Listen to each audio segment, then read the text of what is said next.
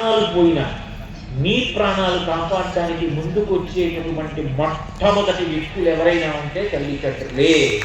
అటువంటి తల్లిదండ్రులను మోసం చేసి వాళ్ళకు మేము చెప్పకూడదన్న పనులు మాత్రం ఏమీ ఎప్పుడూ చెయ్యటట్టు, వాళ్ళ ఆశలు ఫలించేటట్టు, మీకు కష్టపడి పాఠాలు చెప్పే ఉపాధ్యాయులు సంతోషపడేటట్టు, ఈ వయస్సులో మీకు ఇతర విషయాలు అక్కర్లేదు, కష్టపడి చదువుకోండి,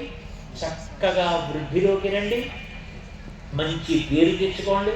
మిమ్మల్ని అందరినీ ఇంత కష్టపడి తీసుకొచ్చి సమావేశం పెట్టి ఎక్కడో కాకినాడలో ఉన్న నా దగ్గరికి వచ్చి అంత బ్రతిమాలి తాను శాసనసభ్యుడైన అంత వినయంతో అంత విధేయతతో, గురువుగారు మా పిల్లలకి 4 మాటలు చెప్పండి గురువుగారు,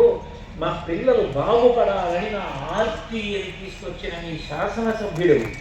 పరమ సంతోషం పొందేటట్టుగా మీ వృద్ధిలోకి రండి. మీ అందరూ కూడా జీవితంలో అన్ని విధాల వృద్ధిలోకి వచ్చేటట్టుగా శారదాపరదేవత మీ యందు సమస్త విభూతులను కటాక్షించుగాక